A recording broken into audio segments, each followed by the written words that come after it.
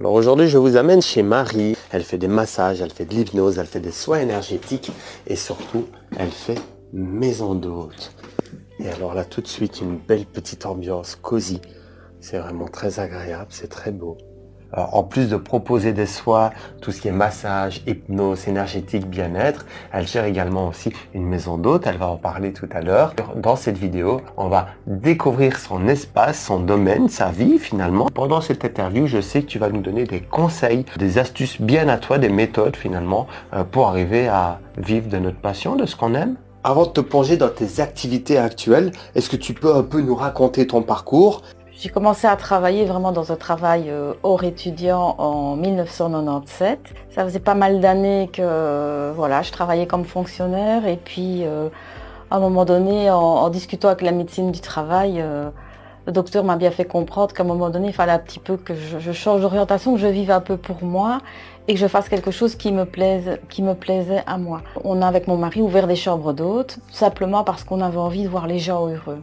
On a tous les deux une fonction où on n'est que dans le négatif, que dans les plaintes. Le fait d'avoir des chambres d'hôtes, on se dit si les gens sont bien reçus, ils seront bien, on n'en retirera que du positif et ça mettra un petit peu de piment positif dans notre vie que d'être tout le temps dans un travail où on n'a que du négatif, quoi. Une envie d'amener de la chaleur finalement dans vos vies. Oui, et du bien-être et puis des partages aussi parce que voilà, c'est très agréable de recevoir des gens qui sont positifs et puis à la longue ça devient un petit peu des amis. Donc j'avais quelqu'un qui venait masser et puis voilà, c'était pas dans mes énergies, ça ne me convenait pas et un jour mon mari m'a dit pourquoi est-ce que tu n'irais pas resuivre quelques formations et que tu ferais les massages toi-même. Ça m'a bien plu et puis je pense que moi j'ai baigné là-dedans parce que j'ai un papa qui était kiné et qui était fort dans tout ce qui était médecine parallèle et énergétique. Donc je crois que les chiens ne font pas des chats. Donc c'est complètement une réorientation professionnelle parce que j'ai arrêté mon travail principal et je me consacre totalement aux chambres d'hôtes, au massage et on a ouvert depuis peu tout un petit wellness d'activité de bien-être. Ça d'ailleurs tout à l'heure tu nous donneras des conseils dans cette interview pour justement arriver à mettre un terme à une activité principale, une activité alimentaire, on est bien d'accord, pour arriver à vivre de nos passions, de ce qu'on aime, ça c'est top. Qu'est-ce qui est arrivé à premier d'ailleurs? Oui, donc ça a été les chambres d'hôtes, les massages. Juillet, août, ça a très bien donné ici. Donc l'hypnose, j'ai dû le mettre de côté. Comme j'aime bien faire les choses à fond, j'aime bien que ce soit bien fait, j'aime pas que ce soit bâclé. Avec par exemple le cours en ligne que j'ai pris chez Espace Coach, ça m'a bien aidé pour moi. Donc d'abord l'auto-hypnose. D'accord. Par les cours d'hypnose, c'est ce qui m'a permis, je pense, à évoluer et à guérir quelques blessures que j'avais. Et surtout, le plus important, parce que, comme tout le monde, je suis quelqu'un qui n'a pas confiance en moi. En exercice d'hypnose, on a appris, avec quelques exercices, à avoir confiance en soi. Et moi, ça m'a pas mal aidé. Voilà. Comment est-ce que, justement, toutes ces passions finissent par se connecter entre elles? Tout tourne autour du bien-être. Je crois qu'il n'y a pas besoin de faire des longs discours, c'est le bien-être en général. Est-ce que tu pourrais nous parler d'un moment dans ton apprentissage qui a influencé ta manière de pratiquer le massage? Au mois d'octobre l'année passée, j'étais complètement perdue puisque j'avais eu la discussion avec le médecin qui me disait vous êtes jeune, mais il faut faire autre chose. Et puis j'ai eu l'opportunité de faire le voyage en Thaïlande. Ah, tu parles de la retraite énergétique que j'ai organisée à Chiang Mai. Et je pense que là, ça a vraiment été le déclic. Je suis rentrée de Thaïlande et je n'ai plus été travailler. Ah oui. Et tout s'est mis en place. Et en plus, comme on nous a, c'est quelques techniques pour aller bien, mais comme tu nous as appris quelques techniques pour positiver, pour voir les choses arriver, ouais. J'ai pas eu peur et tout s'est enclenché et tout s'est suivi parce que je suis toujours, même si je suis quelqu'un de très négatif à la base, ce que je suis de moins en moins parce que j'apprends à ne plus l'être, c'est que j'ai toujours positivé. J'ai toujours fait mes demandes pour que ça arrive, avec notamment la formation de la loi de l'attraction. Et tout arrive, quoi. Tout arrive. C'est même merveilleux. Et c'est particulier que tu parles ici de la retraite parce que tu as vu, on n'en avait pas parlé en amont. Je viens vraiment plus pour ton activité ici de chambre d'hôte, de massage et aussi un peu d'hypnose. Mais effectivement, cette retraite, on a vécu des beaux moments. Il y avait des conseils qui ont été partagés. Et du coup, c'est moi qui vous les partagerai tout à l'heure, plus tard. Et puis les massages en Thaïlande aussi. Hein. Ah oui, voilà, les massages. C'était... Pas possible de passer à côté, quoi. C'est une culture, hein, on est bien d'accord, effectivement. Et du coup, cette retraite, tu dis, elle t'a apporté parce qu'il y avait des outils, etc., des conseils, des techniques, hein, on va le dire, des méthodes de mieux-être. Et quand tu es rentré, tu l'as dit, j'ai plus travaillé, on va mettre des guillemets, tu as œuvré justement pour en arriver où tu en es aujourd'hui, on est bien d'accord. Oui. Pour ne pas tomber dans une déprime de... Allez, je suis bien, je gagne très bien ma vie, j'ai mon salaire qui rentre tous les mois, mais je ne suis pas bien dans ma peau. Qu'est-ce que je fais? Je continue à prendre mon argent, mais ne pas être bien, à devoir tout le temps être chez les médecins, les kinés, absorber des médicaments, je vous en passe. Ou j'accepte d'aller vers l'inconnu et de me dire, on va voir ce qui va arriver. Et d'un autre côté, j'ai été vers cet inconnu et je n'ai pas eu peur. Je ne sais pas pourquoi, je n'ai pas eu peur. Et je pense que c'est le fait de ne pas avoir eu peur qui a fait que les choses se sont construites petit à petit et se sont construites de manière positive. Et je pense même que mon mari a été super étonné parce que lui, cartésien, mes couillonnades, mes cailloux, mes trucs. Par contre, les massages, ça va.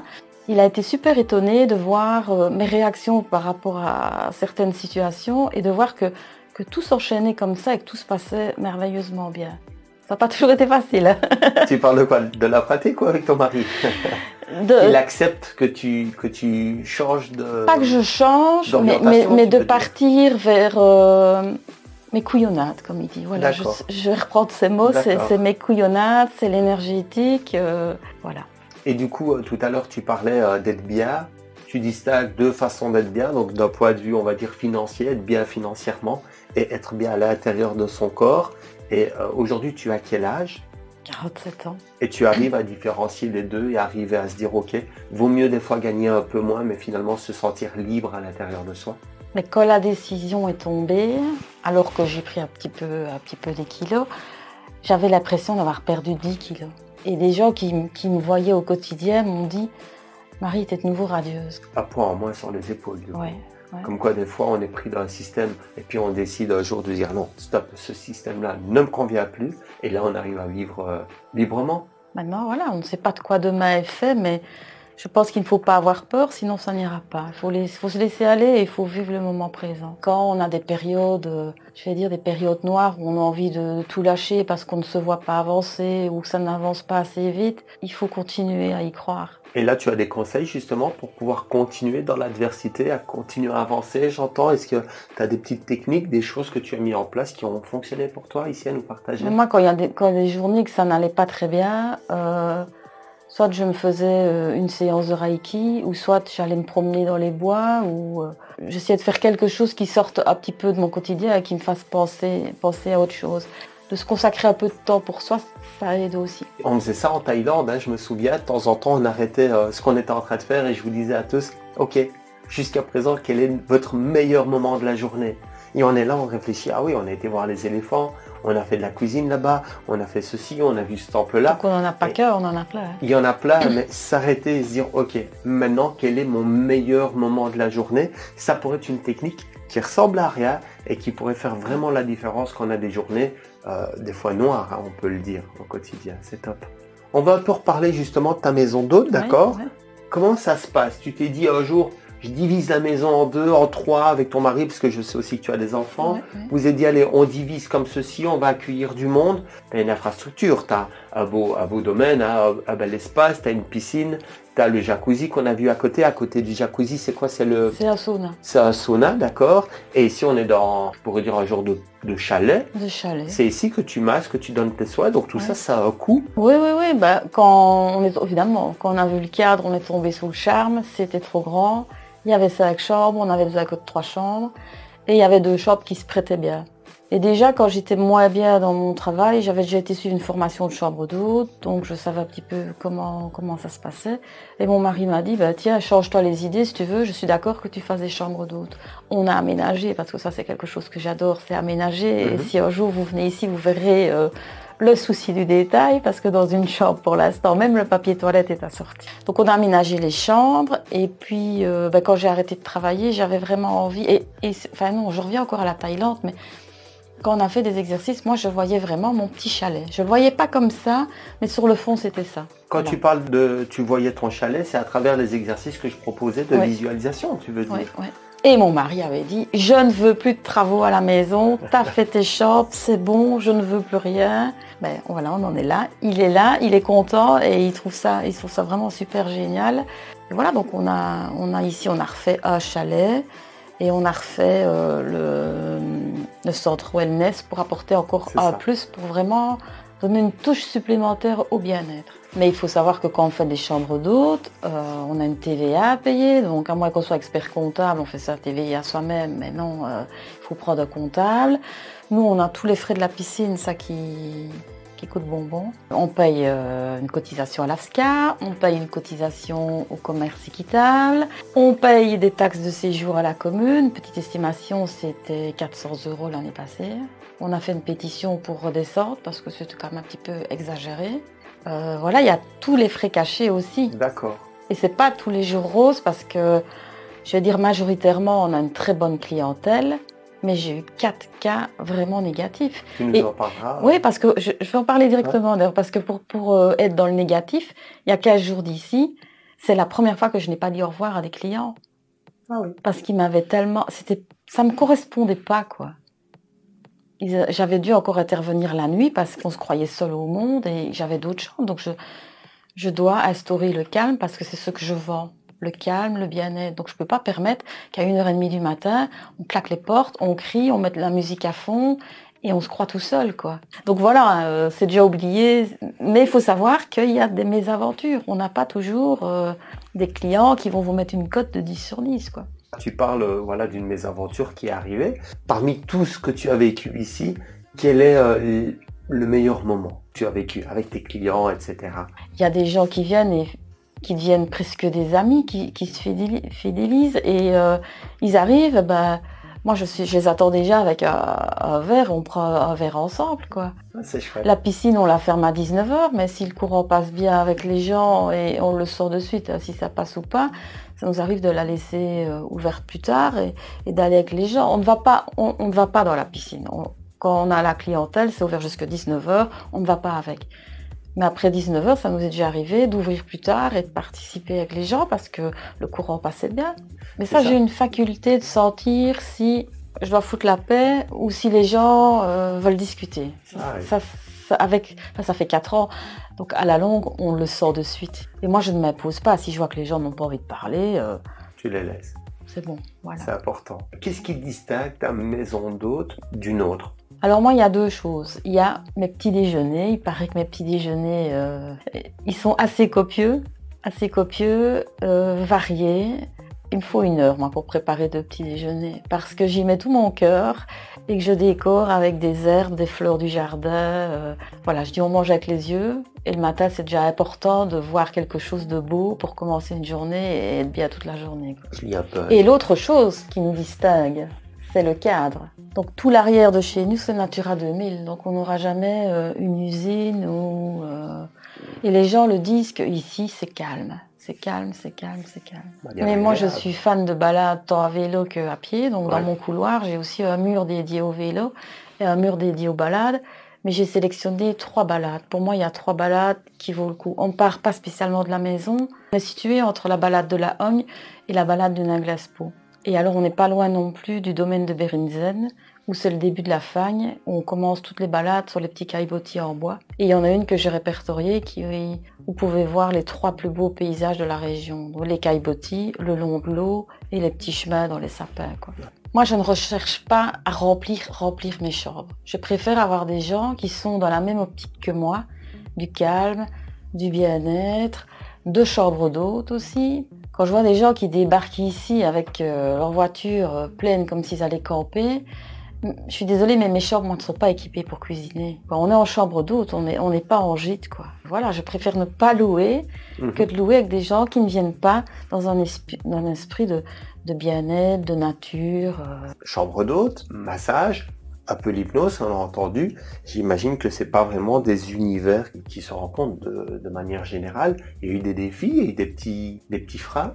Pour le wellness ici, parce que je me suis rendu compte que j'étais dans une zone agricole et que je pouvais pas faire ça comme ça sans autorisation. Donc j'ai rempli tous les papiers, mais j'ai toujours positivé qu'on allait m'accepter, que ça allait aller. Et on en est aujourd'hui, tout est accepté et ça s'est passé très bien. Voilà. Tu connais, ça se connaît à travers la loi d'attraction, c'est de se projeter à un moment donné dans le futur, de choses qu'on a envie de réaliser, d'atteindre, d'objectifs, de buts, appelons ça comme on veut, nos lignes d'arrivée. C'est pas juste se visualiser, c'est faire jouer tous nos sens. Qu'est-ce qu'on voit, qu'est-ce qu'on entend, qu'est-ce qu'on sent, qu'est-ce qu'on ressent, qu'est-ce qu'on peut toucher, comment on est habillé. Et le fait de se projeter de cette manière-là, d'un point de vue émotion, sensation, ça va vraiment monter et ça génère une énergie de manière un peu inexplicable finalement, qui va nous être notre carburant pour justement atteindre cette vision qu'on a. De mon point de vue, c'est vraiment plus adapté de le faire comme ça que juste se dire « oui, j'ai envie de faire ça » ou alors « je rêve de ça ». Les rêves, c'est bien, mais avoir un objectif très clair et de savoir comment on va l'atteindre, c'est mieux. Un objectif smart, hein, comme on dit, il faut que ce soit atteignable, c'est pas je veux un château en Espagne, il faut que ce soit réalisable. C'est ça. Voilà. D'ailleurs, est-ce que tu pourrais expliquer ce qu'est un objectif smart? Un objectif qui est spécifique, mesurable, atteignable, qu'on sait estimer dans le temps. Oui, et réaliste. Et réaliste, Voilà. Et donc en suivant finalement cette procédure, en établissant un objectif, il est beaucoup plus facile de l'atteindre. Maintenant, dans le temps, je ne m'imaginais pas autant de temps. Je ne savais pas que l'administration était si lente, mais voilà, on est là quand même. Tu as envie d'aider, tu as envie d'accueillir, tu as envie de voir quelqu'un partir avec le sourire. L'endroit d'ailleurs s'y prête, hein, il fait très beau. Dehors, c'est nature, on se sent bien. Pourquoi tu fais ça finalement? C'est quoi ton objectif? Voilà, moi j'aime bien de voir les gens bien, j'aime pas de voir les gens tristes. Est-ce que tu as un souvenir justement, une histoire peut-être mémorable d'un client en massage ou même d'un invité par rapport aux chambres d'hôtes? Mais j'ai un positif et un négatif. Une personne, un monsieur qui fait plus de 2 mètres, et quand je l'installe sur ma table de massage, je me dis comment est-ce que je vais l'installer, il va pas être bien, il va pas apprécier. Et puis quand je l'ai massé, il faisait celui qui avait pas dormi. Il ne parlait pas français, donc il disait moi pas dormir, hein, moi pas dormir. Et puis il était complètement, mais complètement sur une autre planète. Il avait réussi à déconnecter, il était vraiment bien. Et puis après, il m'a super remercié. C'était magnifique, c'était waouh. Et je me suis dit, t'as réalisé ton défi. Déjà, il était hors taille. Il y avait la barrière de la langue, donc. Tu sais pas si, voilà, c'est quand même un désavantage pour moi. Dans ma clientèle, j'ai quand même beaucoup d'étrangers. J'espère qu'avec les massages, normalement on ne parle pas, donc il ne devrait pas avoir de problème. Mais si je peux avoir une appréhension dans les massages, c'est peut-être avec ce genre de clientèle qui n'oseront peut-être pas exprimer quelque chose qui est bien ou pas bien. Mais ce monsieur-là, il y avait son expression quand on disait long, son non-verbal, on avait bien compris et c'était waouh pour moi parce que c'était au tout début que je massais et ça m'avait fait super plaisir. Et l'autre qui au départ part d'une bonne intention, c'est qu'on a eu les inondations ici. J'ai un collègue qui m'a sonné parce que sa maman n'avait plus rien, il y avait de l'eau jusqu'au plafond et elle ne savait pas où dormir. Je lui ai dit écoute, je l'héberge, pas de problème. Donc là ça partait encore de bien-être, de vouloir aider. C'est ça. Sauf que 3 jours après, son fils m'a sonné pour me demander si c'est moi qui lui annonçais ou s'il venait l'annoncer lui-même que sa maman, en fait non, c'était sa fille qui avait disparu dans les inondations. D'accord. Et qu'on l'avait retrouvée, qu'elle était décédée. Et il a fallu l'annoncer. Il a fallu l'annoncer. Et là, je me suis dit non. Je garde mes limites d'être dans le bien-être, mais j'ai mes limites, donc tu viendras l'annoncer toi-même. Effectivement, c'est pas non plus quelque chose de réjouissant. Quelles sont selon toi les qualités essentielles pour être une bonne massothérapeute? Mais je pense que les deux se regroupent. Si on n'est pas quelqu'un d'empathique, à l'écoute, patient, qu'on ne ressent pas un peu les choses, on n'y arrivera pas. On peut essayer de le devenir, mais je pense qu'à la base, il faut quand même un minimum. L'empathie. L'empathie. Et comment est-ce qu'on développe justement l'empathie? Tu as un conseil, une astuce à donner ici? Moi, je crois que je suis comme ça depuis toujours, donc... Et quelqu'un qui ne le serait pas? Ça, je ne sais pas si tu as des formations pour ça, mais moi, j'en ai pas eu besoin. Donc, moi, j'ai besoin de regrouper diverses formations. Comme tu fais une recette, tu prends divers ingrédients et je fais ma popote interne. Je ne reproduis jamais exactement ce qu'on m'apprend. Moi, j'y associe l'aromathérapie, l'énergétique, les pierres, et c'est un tout, c'est une popote que je me fais à moi-même. D'accord. C'est ce qui fait peut-être aussi que je me démarque d'un autre massothérapeute. Le fait d'utiliser des pierres, des huiles essentielles, peut-être même des fois, je vois des bols autour de nous, il y a des bols. Ben oui, Donc, le massage tibétain, c'est avec ça. la sono. Oui. Et ça, tu vas vraiment les incorporer dans des protocoles. Et donc, du coup, tu pars sur 3, 4, 5, peut-être 10 protocoles. Tu brouilles tout ça pour obtenir finalement des meilleurs résultats. Il y a tellement maintenant de gens qui se lancent là-dedans qu'il faut un petit peu se personnaliser, quoi. Aller chercher des ingrédients un peu partout, quoi. J'ai toujours besoin d'amener ma petite touche personnelle. Et je pense que ce qui fait qu'on se dissocie de massothérapeute à l'autre, c'est qu'on y met sa petite touche personnelle. Moi, j'y associe la lithothérapie. D'ailleurs, j'ai tous mes chakras qui sont représentés. Là, il y en a même plus que 7, parce qu'on sait qu'il y en a plus, mais voilà, chacun fait comme il veut. Donc moi, j'y associe la lithothérapie, les huiles essentielles aussi, massage sonore, donc voilà, les bols tibétains, voilà, j'en ai de toutes les tailles. Et j'ai un massage énergétique où je réénergise tous les centres énergétiques avec les bols tibétains. Et on masse avec les petits bols tibétains. Et ça, c'est toutes sortes de massages, mais c'est bien de pouvoir se diversifier des autres parce qu'on utilise plusieurs méthodes et qu'on fait finalement sa petite popote. On va chercher un ingrédient, on va suivre plusieurs formations et on n'est pas comme un perroquet, on répète ce qu'on a appris, on prend le protocole et on répète. Non, on y associe un petit peu ses touches personnelles, ses mouvements. Un conseil que je peux donner quand vous allez vous former, réfléchissez un peu plus loin que ce qu'on vous propose. Il y a moyen d'y mettre des touches personnelles. Si vous utilisez des huiles essentielles, ne vous lâchez pas comme ça dans la nature avec des huiles essentielles, formez-vous un minimum. Voilà, je pense qu'il faut faire vraiment ce qu'on ressent au moment présent. Et moi, ce que je ressens ici au moment présent, j'ai vraiment envie de faire des méditations parce que le cadre, et ça, je reviens toujours pas non plus, c'est mon mari, super cartésien, qui me dit « Ferais pas tes machins avec la lune, là », parce que justement, on avait la pleine lune et on voyait vraiment toutes les phases de la lune qui montaient. Alors il m'a donné une idée. Donc je vais profiter ici du chalet, je vais faire des petites méditations de pleine lune avec de nouveau y associer les huiles essentielles, la lithothérapie, les bougies, la visualisation de ce qu'on souhaite pour la nouvelle lune. Et tant nouvelle lune que pleine lune, c'est toujours apprendre aux gens à remercier et à se débarrasser de ce qu'on ne veut plus et visualiser ce qu'on veut. Donc ça, c'est vraiment le programme aussi, c'est de faire un petit atelier, mais pas avec beaucoup de personnes. Donc on fait notre petit atelier de visualisation, de remerciement, on boit une petite eau lunaire, enfin on fait tous des trucs par rapport à la lune. Et puis après, par groupe de 4, on va dans le jacuzzi, du sauna. Et du jacuzzi, on peut vraiment voir la lune qui monte et puis qui donne, quoi. Et continuer peut-être en regardant la lune, ce qu'on s'est dit, ce qu'on s'est imaginé, ce qu'on voulait. C'est continuer en regardant la lune et continuer à la remercier et toujours lui donner ce qu'on ne veut plus. Ça, c'est vraiment quelque chose que j'envisage. Ça fait déjà des mois et des mois que je potasse là-dessus. Je voudrais bien faire une balade énergétique à la recherche de l'énergie des arbres. Sauf vraiment demande spéciale, on ferme les chambres d'hôtes, enfin on ne l'a pas encore fait, mais on l'a décidé. Le dimanche et le lundi, on va ouvrir le wellness pour l'extérieur. Donc pas uniquement pour les locataires, on va dire. Non, il n'y aura pas de locataires, donc je vais mettre une chambre à disposition pour quand même pouvoir se changer, mettre son peignoir, reprendre une douche avant de partir, se remettre un peu les cheveux, enfin celle qui va absolument se remaquiller avant de partir. Voilà, il y a un miroir, tout à disposition. Mais dans la chambre, il y aura un lit, mais ce n'est pas un lit pour faire des siestes prolongées, quoi. C'est vraiment tout ce qui est lié au wellness. Et ce sera ouvert à tout qui veut, le dimanche et le lundi. Est-ce que tu as un message que tu souhaiterais transmettre à ceux qui nous regardent à propos de l'importance du bien-être et même de l'accueil finalement, parce qu'on sent que chez toi, c'est hyper important d'accueillir? Oui, il ne faut pas faire ça pour l'argent. Très clairement. Faire des chambres d'hôtes pour l'argent, ça ne marchera pas.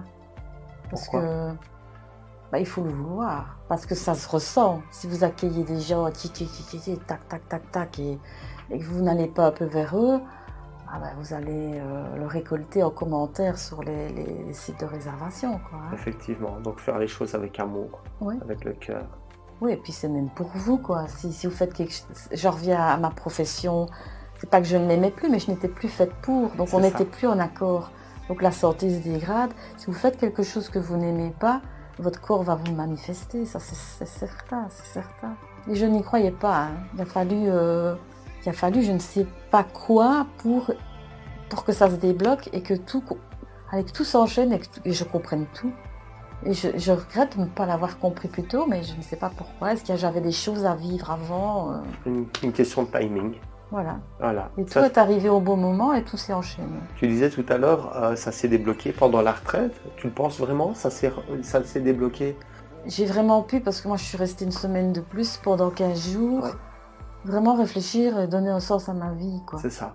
Voir ce qui était important, ce qui n'était plus, ce qui me rendait heureuse, ce qui ne me rendait pas heureuse. Et tu as fini par trouver. Oui. Voilà, donc comme quoi l'introspection reste vraiment aussi un conseil essentiel. Prenons le temps de se plonger à travers nous-mêmes, de prendre le temps de faire une introspection pour se découvrir, se redécouvrir, se redéfinir, parce que des fois, 5 ans, 10 ans, 15 ans vont passer et on n'est peut-être plus en phase avec quelque chose qui a 10, 15 ans plus tôt, on était hyper en accord.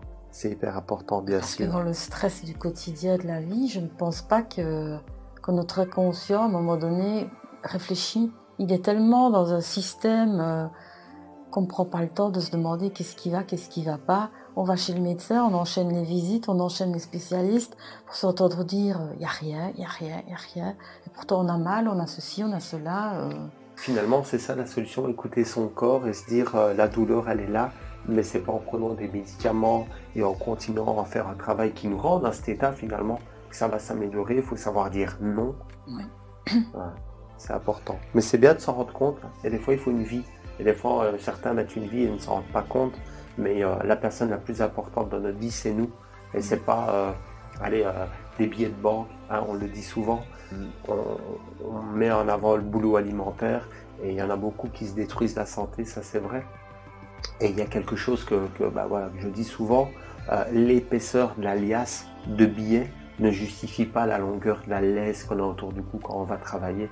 Et ça, c'est aussi une réflexion qui m'a à l'époque poussé à quitter mon ancien employeur. Si tu pouvais inviter n'importe quelle personne vivante ou décédée à 1100 ans à séjourner dans ta maison d'hôte, qui choisirais-tu et pourquoi? Je vais essayer de ne pas pleurer. Ce serait ma grand-mère. On l'appelait Millard. Et mes chambres d'hôtes, ce sont la Millardière. D'accord.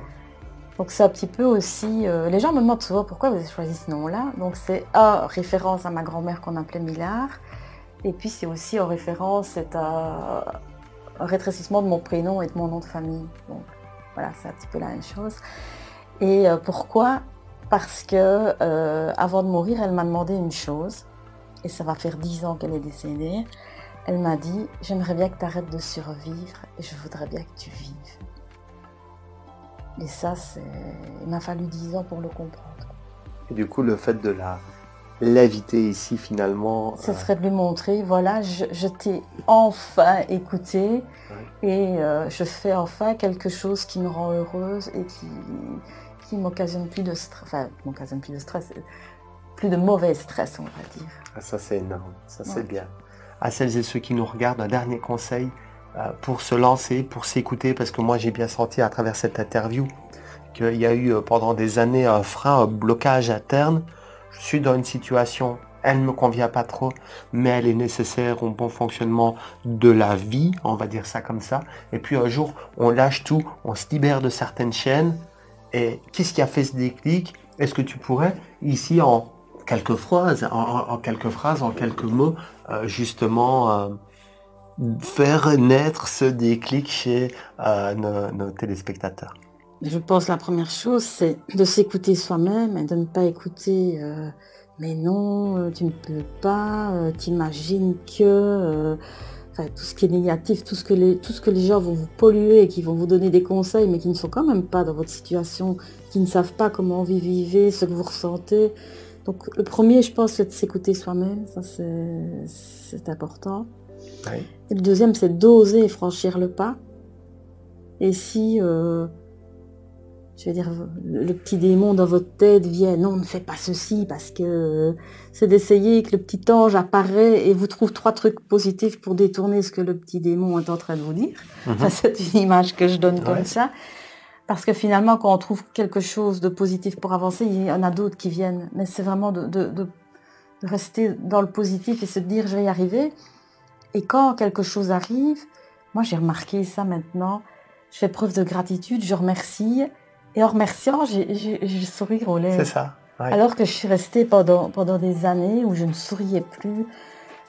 Et ici, je remarque biaisement, toute seule, je souris parce que je dis merci à quelque chose qui vient de se passer, qui est arrivé. C'est ça. Donc finalement, le conseil ici, c'est de se dire, ok, observons les belles choses de la vie parce qu'il y en a constamment. Le meilleur moment, peut-être de la journée, de la semaine, peu importe. Avoir un peu de gratitude, si pas beaucoup. Et ok, il y a des choses désagréables. Il ne faut pas les renier, on est bien d'accord. Mais plutôt se dire, oui, il y a des choses désagréables, mais il y a également énormément de choses agréables qui arrivent au quotidien. Vivons-les, acceptons ce bonheur, on le mérite, Oui, acceptons ces bonnes choses. Et essayer, je sais que c'est pas facile non plus, mais c'est essayer de vaincre ses peurs. Parce que les peurs, c'est encore le petit démon qu'elle a. Et qui... c'est une technique pour ça, parce que moi, ça, c'est ma spécialité, vaincre les peurs. Moi, ce que je n'arrête pas d'avoir, c'est des plumes. J'arrête pas de trouver des plumes partout. J'ai même, voilà, tu vois, là, c'est des plumes de pan que j'ai trouvées dans mon jardin. C'est les porcs du voisin qui me les ont amenées. Je ne sais pas pourquoi est-ce que ça arrivait dans mon jardin. Alors, je regarde la signification des plumes de pan. Et c'est plein de trucs super positifs. Donc, ça m'aide aussi à me dire quand il y a quelque chose qui n'est pas bien, si, regarde, il y a quelqu'un là-haut qui te donne un signe. Ou alors toutes sortes de plumes. Et alors, ce que j'ai, moi, tout le temps, c'est les heures miroirs. Tout le temps. Ah oui. Et alors, un jour, je dis à Luna, je ne sais pas ce que j'ai, mais j'ai des heures miroirs 4-5 fois par jour. Chaque fois que je regarde l'heure, c'est une heure miroir. Elle me dit, mais qu'est-ce que tu ne comprends pas? Elle me dit, qu'est-ce que tu ne comprends pas? Je ne sais pas. Et ça me fait sourire. Et tout ça, je crois que plus on sourit et plus on avance aussi dans le positif. C'est ça. Donc, rester positif, sourire, voir les belles choses. Ton deuxième conseil, c'est finalement voir les signes, accepter qu'il y ait voir les signes, parce que on se dit, oh, c'est ce hasard. Oui, ça peut être anodin. Mais quand ça revient tout le temps, c'est plus hasard. Et essayer d'aller voir, je sais pas moi, dans un oracle, dans un livre de signification, et de dire, tiens, c'est vrai, peut-être que, et d'exploiter la piste, ça va peut-être vous permettre d'avancer. Et moi, mes conseils pour vaincre justement la peur, je vous les partage aussi. J'avais dit que je le ferais, je vais le faire.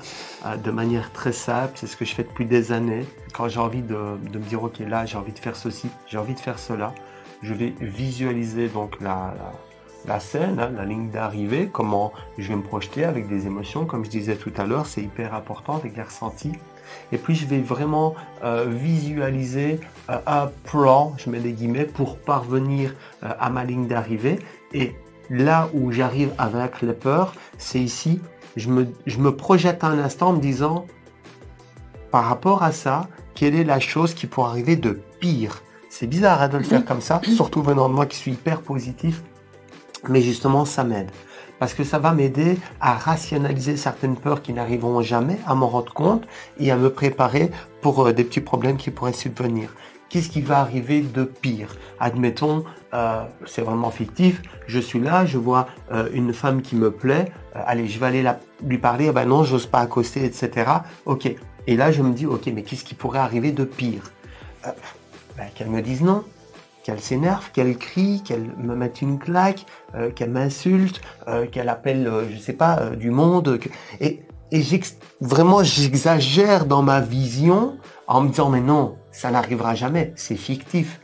Et puis des fois, bon, ici c'est un exemple fictif que j'ai pris, mais quand je me lance dans un projet, là, j'en ai un qui arrive dans pas longtemps.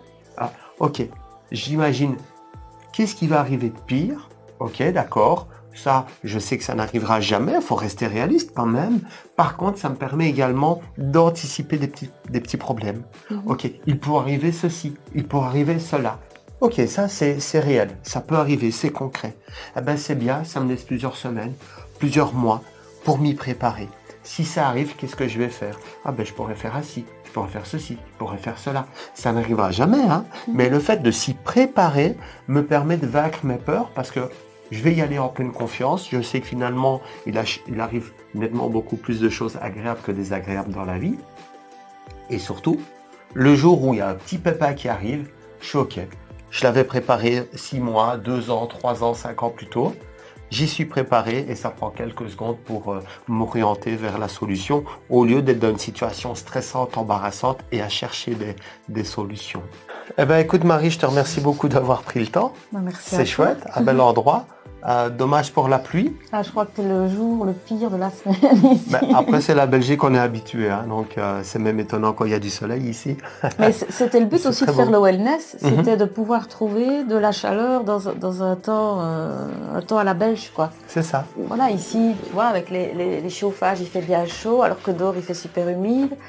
Et le wellness, ben, voilà, le sauna, il chauffe à 60, 90 degrés, quelque chose comme ça. Et le bain, bah, hier, il était à 40 degrés, quoi. Et alors, on a les chauffages au-dessus des tables pour justement éviter d'avoir froid, mais tu as prévu tout, tu as pensé à tout. Et alors, voilà, l'extérieur, c'est vraiment beau. On a la piscine qui est là-bas. Voilà. On a les chambres qui sont sur la droite. On a le domaine, on va dire, qui est là sur le côté gauche. On a vraiment à l'extérieur le petit jacuzzi avec son espace vraiment détente. Tout est en bois, tout se chauffe au bois, tout est naturel, quoi. Très agréable. Voilà, je remonte une dernière fois cette jolie pièce. Et puis, je te remercie beaucoup pour ton temps, Marie. Merci à toi. Je t'en prie.